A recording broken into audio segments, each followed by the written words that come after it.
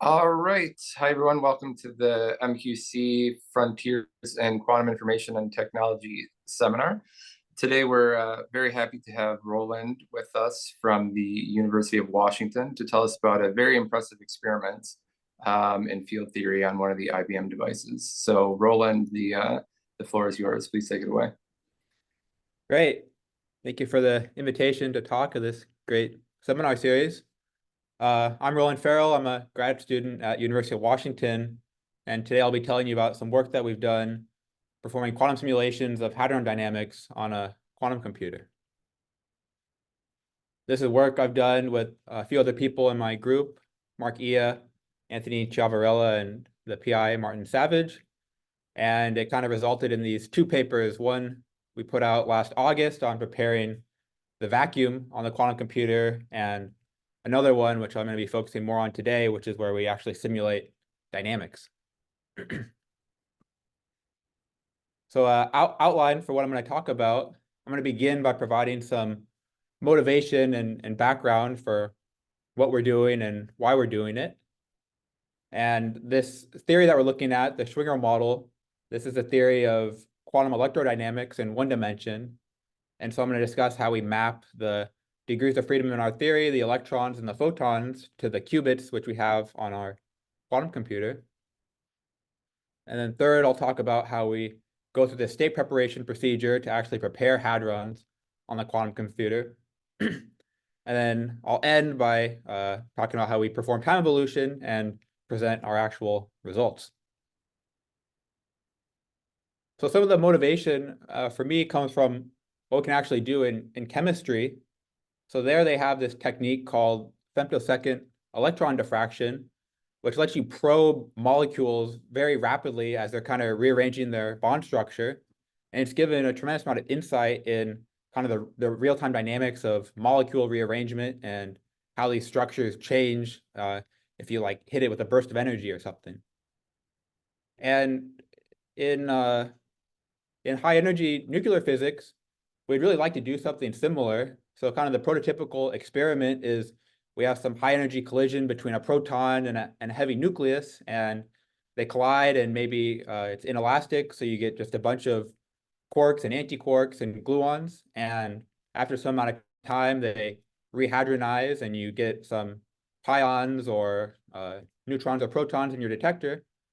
And ideally, we would have kind of a similar technique to what you can do in this chemistry, where you can dissect this experimentally and really probe the different stages of this process and see how how you evolve from this initial state to the final state in time. But of course, this is extremely difficult to do experimentally. And so, but kind of the good thing is that this is in principle accessible through simulation. So we have the standard model which describes all of these interactions, and if we just had a powerful enough computer, we could actually simulate these processes. So historically, there's been the technique called lattice QCD, which uses classical computers to perform these simulations, and it's been extremely successful at calculating static quantities. So for example, energies or scattering lengths. There's been a big program that's developed over the last 40 years, and it's had just a tremendous amount of success. But one of its shortcomings is performing these real-time simulations. So simulations in Minkowski space. There you encounter the so-called sign problem, and it makes these traditional lattice QCD techniques just intractable. The problem becomes too hard. But fortunately, it's been realized that quantum computers may be able to do this kind of with exponentially better efficiency than a classical computer. And just the big overview for why this is possible is that quantum mechanics is naturally evolving in Minkowski space. Kind of real-time evolution is what quantum mechanics naturally does. So if you can find a way to engineer the QCD Hamiltonian on your quantum computer, then you can just more or less just let it run, and you'll be simulating these real-time evolution. So the goal is to somehow emulate quantum chromodynamics, QCD, on your system of highly controllable qubits that you have on your quantum computer.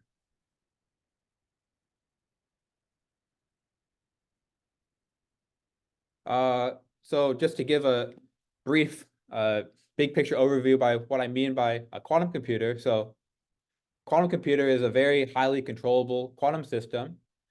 You have a sequence of qubits on your device that you control with lasers or some kind of other coupling. And the idea is that you're able to engineer these interactions and control the quantum state on the device. So the idea is if you can map your state, in this case in lattice QCD, onto the quantum computer and really engineer these interactions, then you can simulate some QCD process. And the ways that it's typically done is shown in this circuit diagram here on the right. So your spin of each qubit can be up or down, and you apply some sequence of gates on your quantum computer to simulate or to do some operation on your Hilbert space. The key thing I want to stress here is that the more gates you apply, the more device errors you have. We're in the era of NISQ devices where these gates are imperfect, and so each one of these gates you apply has some probability of introducing an error. And in particular, it's these 2-qubit gates. So here there's this C0, which acts between 2 qubits, which is the gate that introduces the most amount of error. And so throughout this talk, kind of the main guiding principle is how do we reduce the number of gates we actually need in order to do the simulation we're interested in. So our goal is to perform these simulations of quantum chromodynamics, but that's a very ambitious goal, and significant amount of both hardware development on the quantum computing side and theory development on the theory side need to be done first. On the hardware side, I have this roadmap from IBM, so you can see that the kind of capabilities of these quantum computers are very rapidly improving. Just a few years ago, the number of qubits you had on a device was order 10, and so you could kind of do these proof of principle simulations and calculations, but nothing which was really pushing the envelope of what was possible with other means.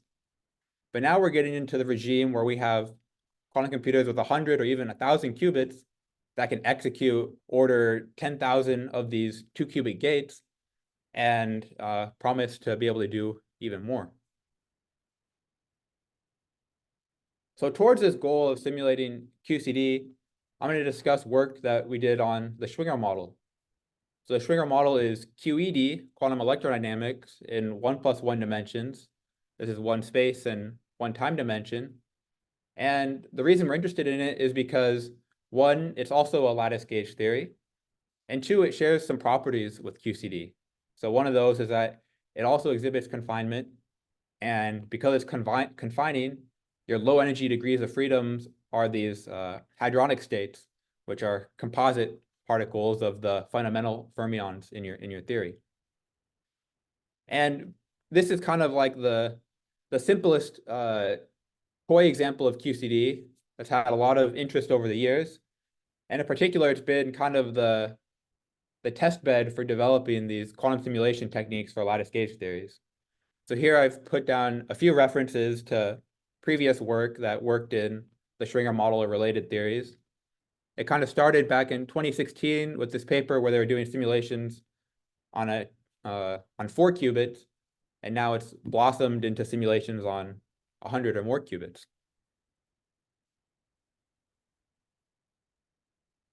So this is kind of the overview of what I want to talk about, the details.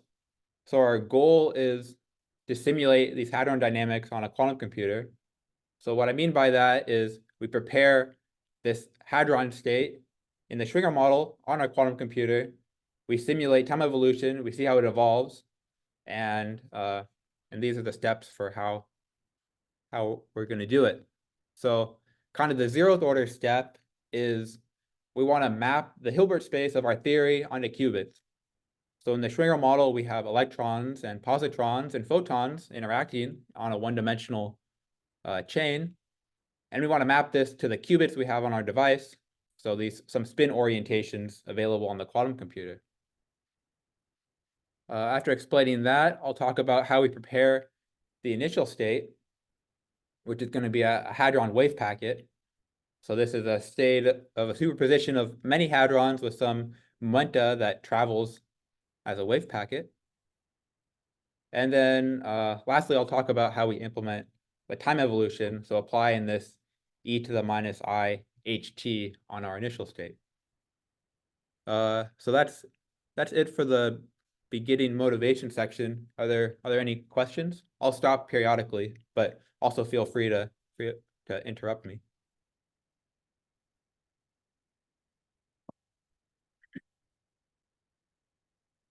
Okay. So this zeroth order step of mapping the Hilbert space onto qubits. So to begin with, I want to start with a one-dimensional staggered lattice. So this is a lattice of size 2L, where L is the number of spatial sites. And the way the lattice is set up is you have electrons on the even numbered sites, so like sites 0, 2, 4, 6, etc. And you have positrons on the odd numbered sites, 1, 3, 5, and so forth. And to make this theory coupled to the gauge field, you have the photon living on the links between these lattice sites. So you can describe this photon in terms of two conjugate degrees of freedom. You have this U variable and this electric field variable. And it's this Hamiltonian formulation of lattice gauge theory has been known since the 70s, developed by Kogut and Susskind. And you can write it down, and it has this form here. So you have three different terms in the Hamiltonian. You have a mass term, which provides energy if a site is occupied by a fermion. You have a kinetic or a hopping term, which allows the fermions to jump between adjacent sites. And there's also this parallel transporter U to make sure this is a gauge invariant process. So if a fermion hops between a site, you also have to change the the gauge field on the link in between it. And then the last term is this energy in the electric field, which is just the E squared that we recognize from E and M. And the parameters in this theory are M, this is the fermion mass, and G, this is like the electric charge or the coupling between the fermions and the photons. Now, there's one feature of one-dimensional lattice gauge theory, which is very attractive, which is that your gauge field is not actually dynamical. And therefore, you can remove it because its state is completely constrained by what is being done on the fermion sites. This is a very nice feature of one-dimensional lattice gauge theories. So after going through that process, you get a Hamiltonian which looks very similar. You still have the mass term, but now this hopping term no longer has this parallel transporter. You've kind of gauge fixed so that this U variable in between them is the identity. And now this energy in the electric field has been re-expressed as a Coulomb potential between the charges. So just like you would expect in E&M, this is a potential that is proportional to the product of the two charges on two different sites. And because we're in one dimension, this is a linear potential instead of a 1 over r potential. So at the end of the day, we have this lattice of 2L sites of interacting electrons and positrons. So this theory here, these psis and psi daggers are fermionic operators. What we have on the quantum computer is, of course, spins, and we want to write everything in terms of spin operators. And so the easiest way to do this, and turns out to be really nice in one dimension, is this so-called Jordan-Wigner transformation. So it's a way to map your fermionic operators into Pauli operators or spin operators. So here's a Hamiltonian expressed in terms of those here. Sigma plus and sigma minus are the Pauli raising and lowering operators, and Z is Pauli Z. And so it's the same Hamiltonian, just now expressed in terms of these new variables. So the way this works out is we have our chip. So in this case, we ran things on IBM Torino. So each one of these circles represents a qubit on the device. And we've mapped our one-dimensional lattice of electrons and positrons into kind of a winding one-dimensional chain on this device. So these qubits alternating between an electron site and a positron site. And the way this mapping works is if an electron site is spin up, that means it's occupied by an electron. If it's spin down, it's unoccupied. And for the positron sites, it's the opposite. So if it's spin down, it's occupied. If it's spin up, it's unoccupied. So this is how we go from this theory of fermionic operators on kind of an abstract lattice to a theory of spin operators acting on an array of qubits.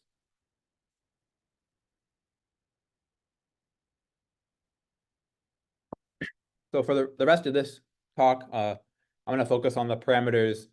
The fermion mass is 0.5, and this coupling is 0.3.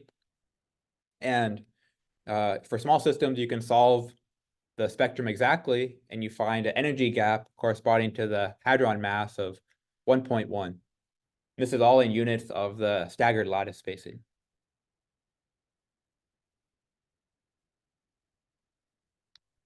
Okay, so that wraps up this 0th order point. If there's any questions, feel free to ask now. If not, I'll move on to the next part.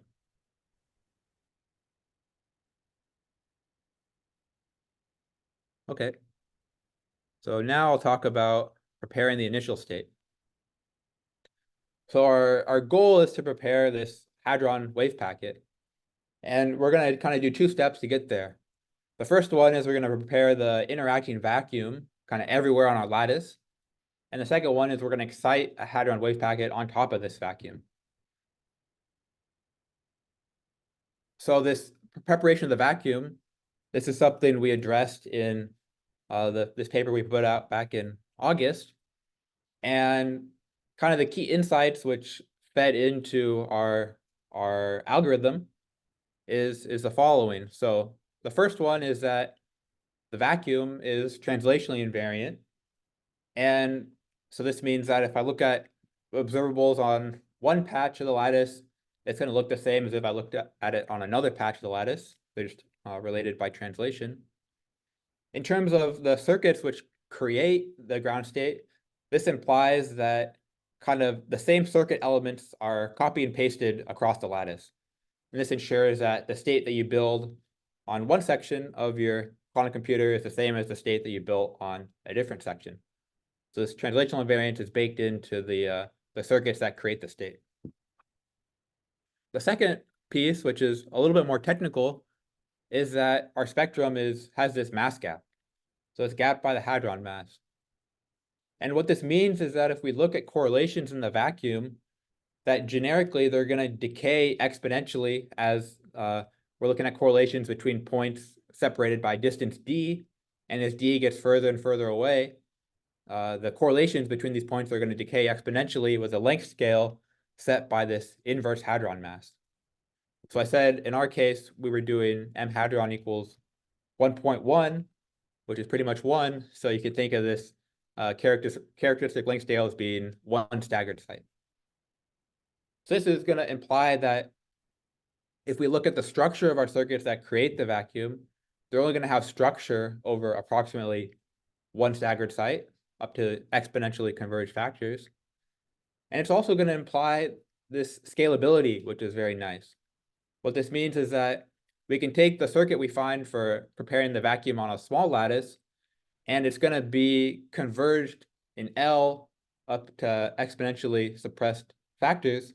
So we can use essentially that same circuit on a bigger lattice, and we're going to get a very good approximation to the vacuum. So to just give like a little toy example by what I mean by this. So our technique is a variational technique.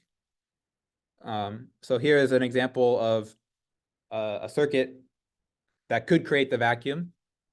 So these little green boxes are kind of circuits that act on 2 qubits, parameterized by some parameter theta1. These blue boxes are circuit elements acting across 3 qubits, parameterized by some theta2.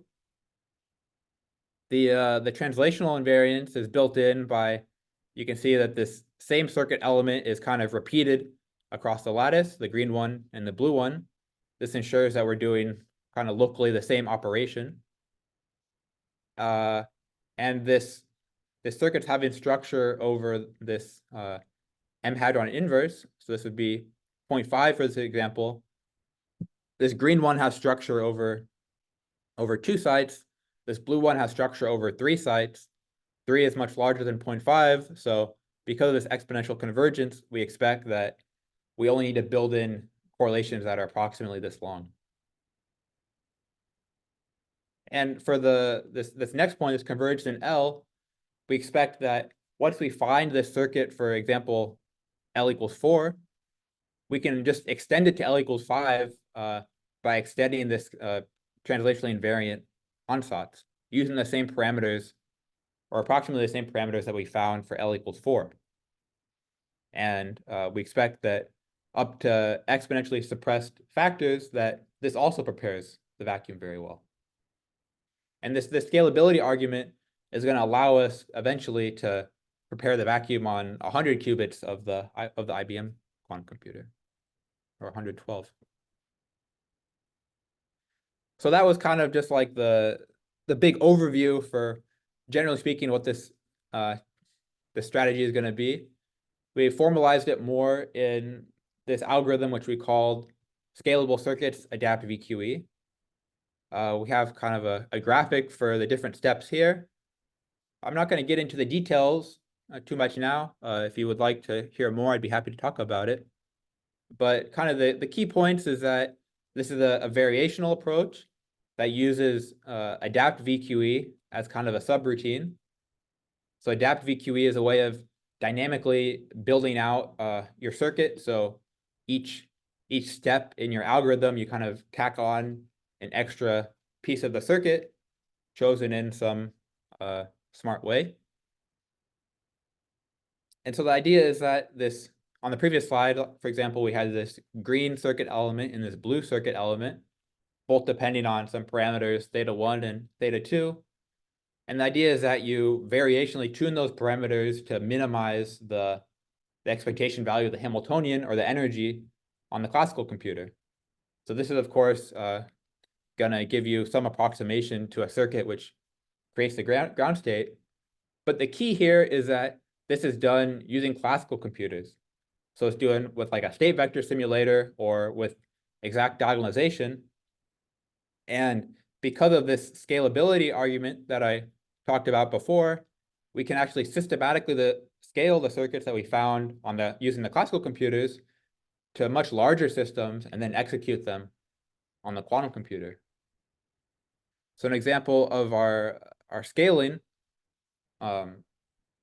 this step here is this L extrapolation. So the idea is that in system size L, the parameters converge exponentially. So if you find a handful of points for a smaller L with your classical computer, you can extrapolate up to larger systems and run that circuit on the quantum computer. So here's how well this technique works. Using the classical computers, we were able to do systems up to L equals 14. So this is 28 qubits.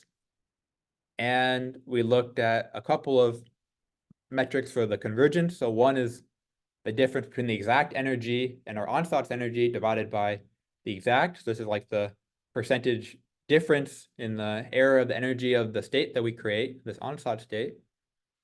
And a couple of things to notice. So this step is like the step in the adapt VQE algorithm.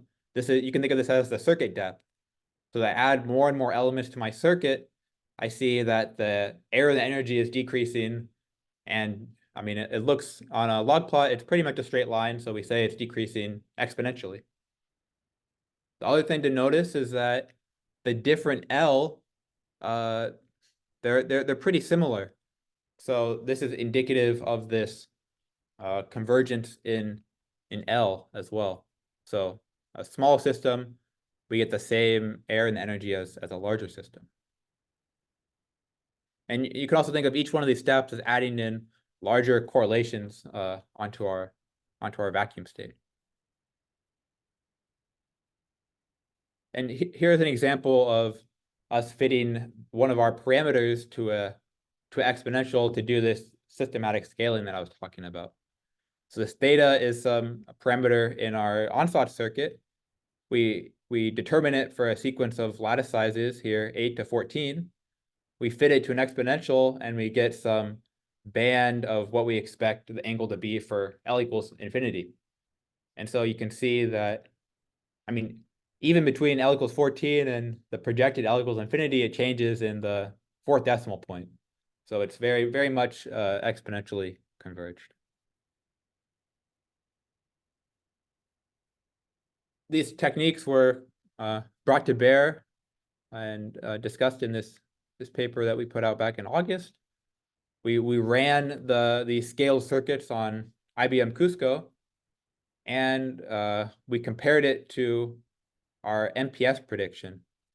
So using tensor networks and matrix product states, you can simulate your circuits with some amount of bond dimension or entanglement. And this gives kind of the expected prediction. These are these black lines here. And these little circles with the error bars are what we pulled off of the device.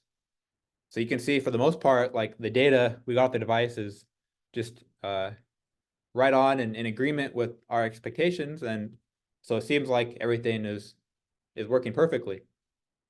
I could spend a lot of time discussing this result, but we have this new result where this was just kind of like the step one. So I want to get there, but I'd be happy to talk about this vacuum preparation more if people are interested. Okay, so that was the first step of preparing the Hadron wave packet. The second one is we want to excite the wave packet on top of the vacuum. So now we have this technique for creating the vacuum. Now we want to create the wave packet. So one way that you can do this is so-called adiabatic state preparation. One of the inspiring works was work by Jordan, Lee, and Preskel, where they do adiabatic state preparation in scalar field theory. The idea is that you start from some Hamiltonian, which you can solve exactly. You create a single particle state there, and then you adiabatically evolve up to the target Hamiltonian. So in our case, we start at time t equals 0 with the Hamiltonian without the kinetic term. So this is just the mass term and this Coulomb-Coulomb interaction. And I don't have it here, but this Coulomb-Coulomb interaction was just like poly Z on different sites. The mass term was also poly Z. So this Hamiltonian is just diagonal, and the eigenstates are just zeros and ones in the computational basis. So starting from a single particle state with that Hamiltonian is easy. We can just have no fermion occupation everywhere, except in the middle of the lattice, we have electron and a positron excited. And so this is kind of our t equals 0 hadron. It's just a bare electron and a positron. And what we're going to do is we're going to slowly turn on this kinetic term over this adiabatic period of t equals 200. And this is going to slowly build out the corresponding hadron in the target theory. And because we started with a localized state at t equals 0, we're going to end up with a localized state at t final. So this is kind of the wave function as you go through this adiabatic process.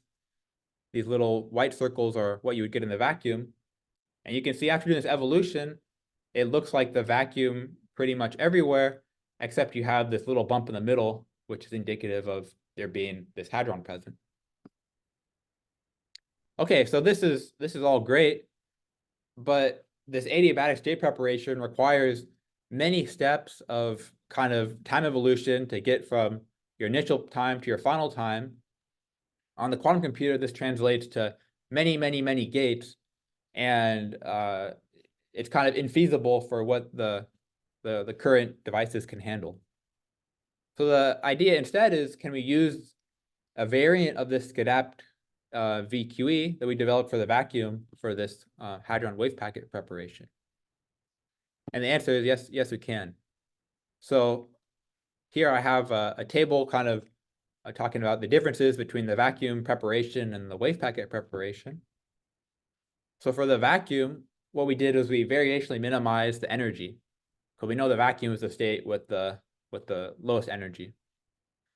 For the wave packet, what we minimize is what's called this infidelity. So this is 1 minus the overlap of our Onset state with this wave packet state, where this wave packet state is determined through this adiabatic evolution. So we know the state that we want. We're trying to find a circuit which parameterizes the psi Onset, which has a high overlap with this adiabatically prepared wave packet.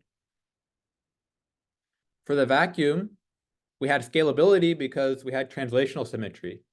So we said that if we found the circuit on a smaller lattice, we could scale up to a larger lattice by just kind of copy pasting those same circuit elements, and we have these exponentially converged parameters. So going from a small system to a large system is straightforward. This enabled us to use classical computers to determine the circuits on a series of small systems and then scale them up systematically to run on a quantum computer. For the wave packet, we kind of have a different thing where our system, our state is well localized. So you can see here, the wave packet is really only has support over about 6 fermion sites. And its kind of profile here is going to look the same if I had 24 sites or if I had 2400 sites.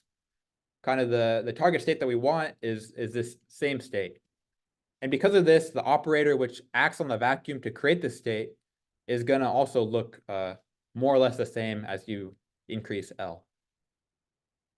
So the idea is that we have localized circuits that are just acting on this region where we want to create the wave packet that maximize the overlap with this adiabatically prepared wave packet. So schematically, the circuits that we use to prepare this state, we have this vacuum preparation circuit, which is made of these translationally invariant elements that we found using the scalable circuits adapted for QE. Once we have that vacuum, we act with some operators creates the wave packet, which has some support just over a handful of qubits in the middle of the lattice.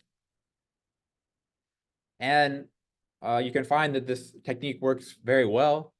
This infidelity between the state that we create and the adiabatically prepared wave packet that we want decreases also more or less exponentially, so linear on a log plot with the step of our algorithm or circuit depth. And in terms of how it changes with different size systems, it has converged pretty well. So really, you can use the same circuit that you found for L equals 14 on L equals 100, and you're going to get similar performance.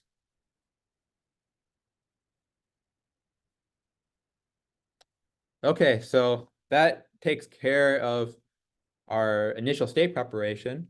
Again, I'll pause for questions.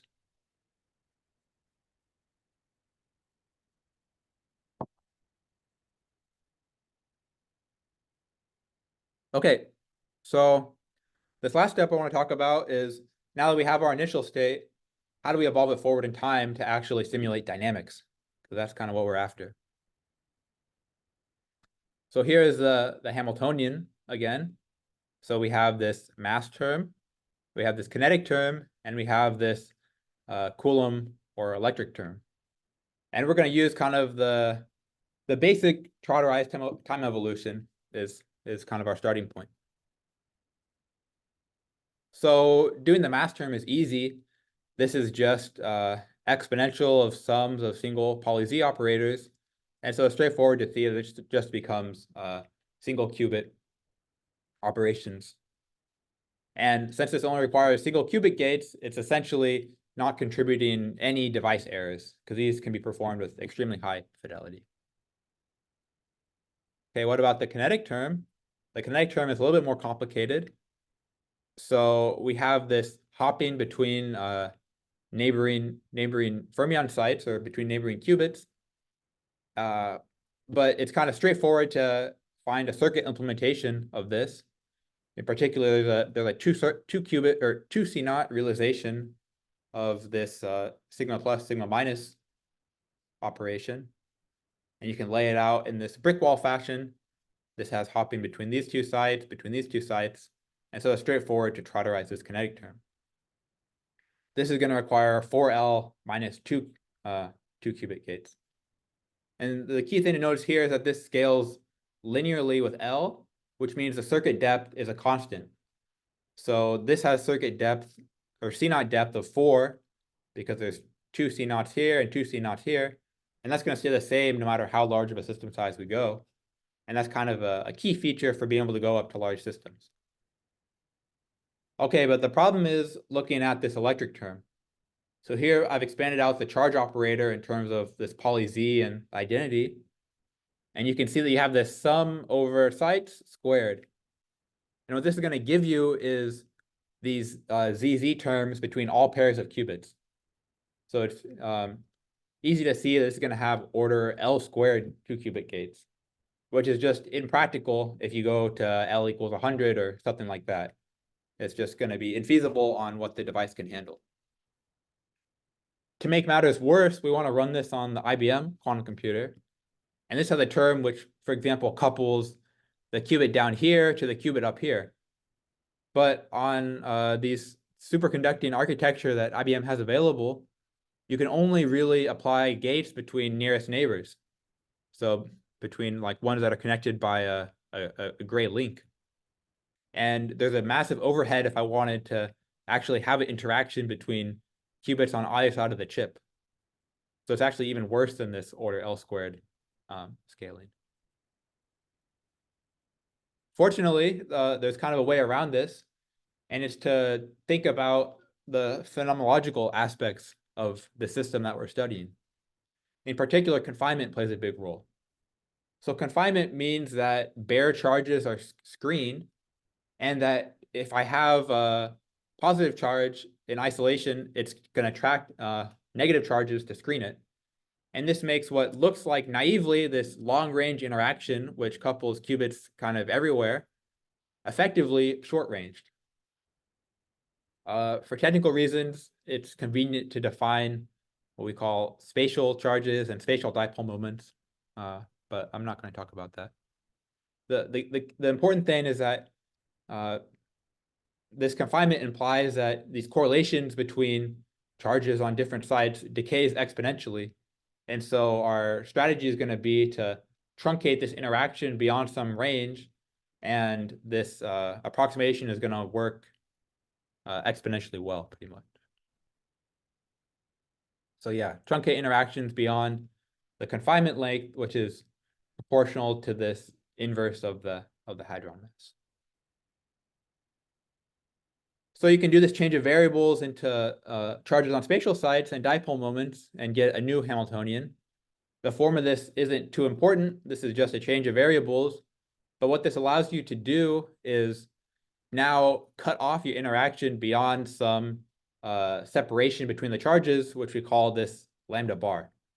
So we're going to say, even though we naively have this all-to-all interacting system, we know that we have this non-perturbative mechanism of confinement, which is going to make this theory be effectively short range.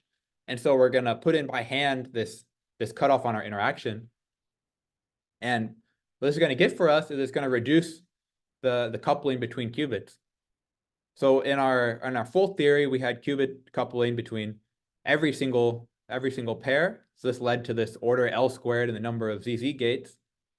After doing this truncation, we only have qubits talking to each other that are separated by at most 4 sites. So nearest neighbor, next to nearest neighbor, and next to nearest neighbor. This is for this lambda bar equals 1, which is what we'll be using. And so the upshot is we've gone from this order L squared scaling to this order lambda bar L scaling. And yeah, for the remainder of this, lambda bar equals 1 will be used, which turns out to work pretty well because if you remember, our M hadron inverse was 1, but that was in units of the staggered spacing. So this is actually lambda bar equals 2 in units of staggered spacing. So it's in this regime of exponential convergence. So we do this trotterized time evolution. in order to help our error mitigation technique, we end up using second order trotterization. So this is kind of the circuit elements for one second order trotter step. We have this kinetic term, we have the mass term, and we have this electric interaction. And you notice that this electric interaction only has these circuit elements, these blue squares, which are the sequence of C naughts here, between at most four sites. And this is because we did this truncation, which limited the range of the interaction. Okay. So that completes the discussion of the time evolution. Now I want to present the results that we actually got from the IBM quantum computer. So to summarize, this is what we're going to be trying to execute.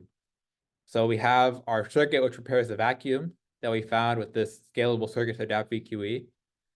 Once we have the vacuum prepared, we have the circuit which excites a wave packet, also determined with this adapt VQE. And then we do trotterized time evolution with this truncated interaction. And we're doing second order trotter steps, and we're trying to do essentially as many trotter steps as possible to evolve forward in time and see what does this Hadron wave packet do. So this is kind of the overview slide of our results. So what we're looking at here is on the vertical axis is time, and this is on a 112 qubit lattice, so 56 spatial sites. And we're looking at what's the particle density as a function of time. Here we've split things between the left half and the right half. So the left half is what we would get if we used essentially a noiseless device, or we ran this using an MPS simulator. And so this is kind of our expected value. On the right side is what we got from the quantum computer, IBM Torino. And because of a symmetry we have in our system, we actually expect that in the absence of errors, these two pictures would be reflection symmetric. But you can see that they're not. So in particular, outside of kind of this, so okay, the first thing to notice is that there's this light cone which kind of bounds the Hadron propagation. So we have a particle moving out in these two kind of velocity profiles. In the absence of errors beyond this profile, we just have nothing or vacuum. But on the quantum computer, we measure some kind of fluctuations because there's device noise. So that's why we get this fuzziness over here. And even within the Hadron propagation itself, you can see it's not quite perfect, but qualitative features of this Hadron propagation are still there. And so we kind of deem this as a success. I want to stress that this was like a pretty complex computation as far as digital quantum computations go. So we did increasing number of trotter steps to go out to later and later times. For t equals 13 and 14, we use 14 trotter steps. In terms of C naughts, this turns out to be 13,858. So almost 14,000 C naughts to do this circuit, or a C naught depth of 370. And the key to be able to get these good results was an enormous amount of statistics. So over this whole quantum simulation, we performed 154 million shots. And there's kind of a nice statistic here, which is we executed just over 1 trillion C naughts throughout the production. So we really kind of hammered these devices in order to do this simulation. Roland, are these the raw results from the device, or is this including error mitigation? Yeah, this is fully mitigated. And in the next slide, I'll show some of the raw results and the results of the mitigation. Okay, thank you. Yeah, okay, so here is kind of a snapshot of just t equals 9 to show kind of error mitigation is essential if you want to extract any kind of reasonable signal.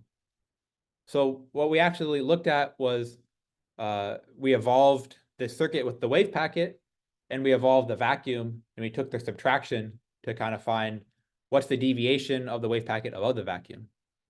So this first row here has the raw results. A value of 1 is the completely decohered result.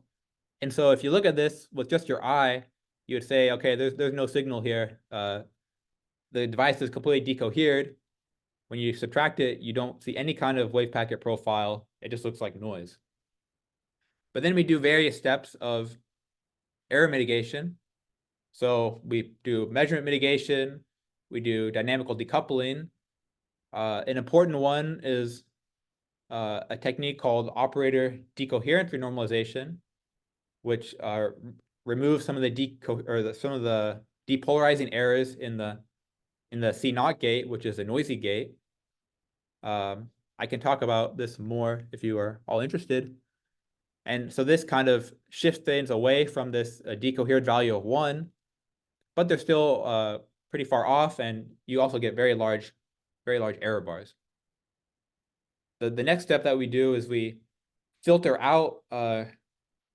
Okay, so part of this ODR technique is you have a mitigation circuit which you run where you know what the result should be exactly. In our case, this is a circuit where we evolve forward in time with half of the Trotter steps and then evolve backwards in time for the remaining half. And so we know in the absence of noise, that would just collapse the identity and we would just have our initial state. And by measuring the deviation from kind of our initial state, we're able to do some mitigation. And we're also able to benchmark how well the device is performing. So if our mitigation run is very far away from our expectations, we can kind of throw out that result. And this cleans up our data and gets rid of these huge error bars. Because essentially these are coming from particular runs where the device is performing worse than expected. And so this does pretty well. We're starting to build out this wave packet profile. The last thing that we do is we note that we have this CP symmetry, which relates measurements on the left half of the lattice and the right half of the lattice. And so we're able to combine these two measurements, say that they're more or less statistically independent as far as the noise is concerned. And by averaging over them, we get an even cleaner signal, which is what our kind of final result is here. And so really having access to a tremendous amount of shots and measurements and statistics to draw on really makes these error mitigation techniques extremely powerful. So just a few more slides. So this is a detailed view of each one of these time slices here, going from t equals 1 to t equals 14. You can see that there's qualitative agreement with our expected value, these black dashed lines. This is what we obtained from MPS simulation. But that there is some systematic error that we don't quite understand around the wave packet. And so this is because our error bars are actually quite tiny. And so deviations that in absolute terms are pretty small can correspond to 5 sigma or something. So there's still some work to do, but yeah, for the most part, we were very happy with the results that we obtained. The other thing to note is as you go to later and later times, you're doing more Trotter steps. So your circuit you're running is becoming deeper and deeper. And because of this, it starts to become more and more noisy. These error bars get larger and they start to deviate more from the expected value. Okay, so yeah, so that was the preparation of the Hadron and the time evolution to watch it propagate. What we want to do in the immediate future is kind of push these simulations to probe highly entangling dynamics. And the reason we want to do this is because this is the region where these classical techniques such as MPS or tensor networks start to fail. And this is where we think that the quantum computer can really shine and provide insight and a potential quantum advantage where and do some simulation that we can't do classically. So kind of promising candidates for that would be looking at inelastic hadron collisions. So where you say prepare like multiple wave packets, evolve them forward in time and collide them. This is going to produce some amount of entanglement in your system. And there's going to exist kind of an energy of the collision and a simulation time beyond which the classical techniques break down. And the quantum simulation is going to be the only way to probe those regions of the simulation.